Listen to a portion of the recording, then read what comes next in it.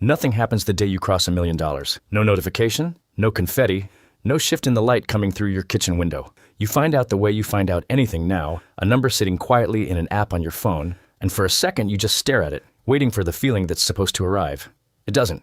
You put the phone down, finish your coffee, and go to work like it's any other Tuesday, because it is. But something did change. It just didn't announce itself, and it took you months to notice what. The first thing that changes isn't your bank account. It's the way you read your own bank account.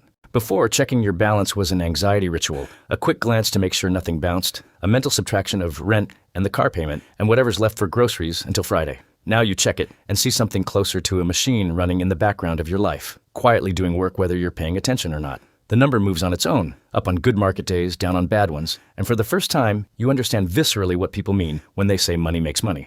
It's not a phrase anymore. It's a graph you watch. The second thing that changes is smaller and stranger. You stop doing math you used to do constantly. For years, every purchase ran through a background calculator. Can I afford this? What does this cost against what I have? Is this a want or a need dressed up as one? Somewhere around $1 million. For the ordinary purchases, that calculator goes quiet, not because you're suddenly reckless, but because a $40 dinner or a $90 pair of shoes no longer registers as a meaningful fraction of anything. The math doesn't disappear. It just moves. Now it runs on bigger numbers, on whether a $30,000 car makes sense against a $9,000 emergency fund contribution, on whether this year's bonus goes into the brokerage account or toward the mortgage principal. The stakes of daily life get quieter. The stakes of decisions you make twice a year get louder. Your relationship with risk changes in a way that surprises you. Before the million, risk felt like something to avoid entirely, because a bad month could mean real consequences. A missed payment, a maxed card, a call to a parent you didn't want to make. After the million, risk starts to feel different, not reckless, but survivable in a way it wasn't before. You can lose $8,000 in a bad investment and still sleep that night, not because you don't care, but because you understand for the first time that a single mistake isn't existential anymore. This is the part almost nobody talks about honestly. Crossing 7 figures doesn't make you brave. It makes you capable of surviving the consequences of being brave, which over time starts to look a lot like bravery from the outside, even though it never felt like courage on the inside. It felt like math. Something shifts in how you think about time, too. Before, a bad week at work felt like a crisis because your income was the only lever you had,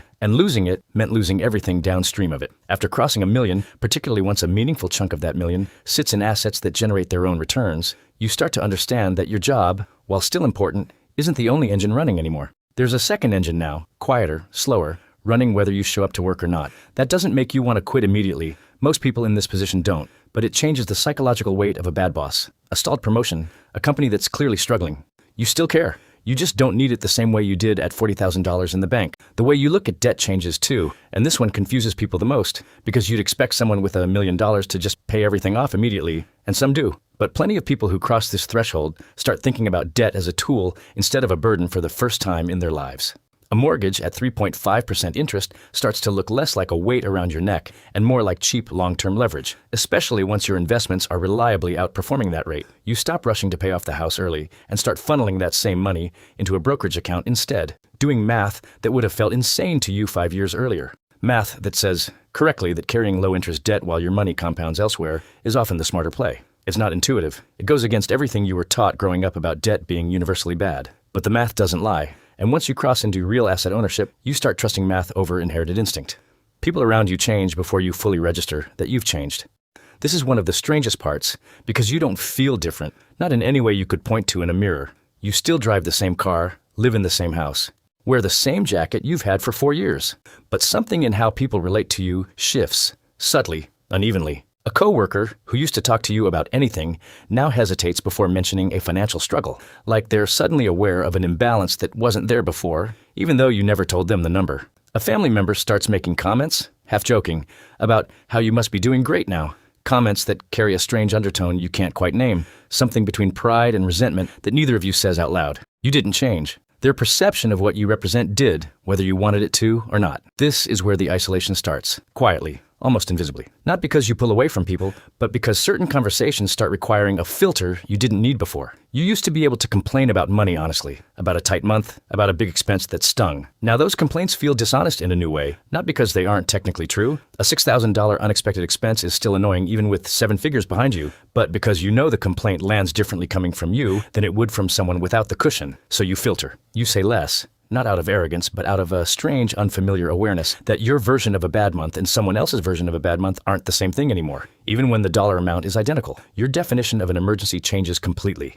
Before, an emergency was anything that threatened your ability to make rent or cover a bill, a car repair, a medical copay, a slow month at work. After crossing $1 million, especially once a chunk of that is liquid or semi-liquid, very few things qualify as emergencies anymore in the old sense. A $4,000 repair is annoying, not catastrophic. A month without work is uncomfortable, not devastating. This recalibration takes longer than you'd expect because your nervous system doesn't update as fast as your bank account does. For the first year or two past the million mark, you still feel the old panic when something expensive breaks, even though rationally you know it doesn't threaten anything. The fear lags behind the numbers. Eventually it catches up, but not immediately, and almost nobody warns you about that gap.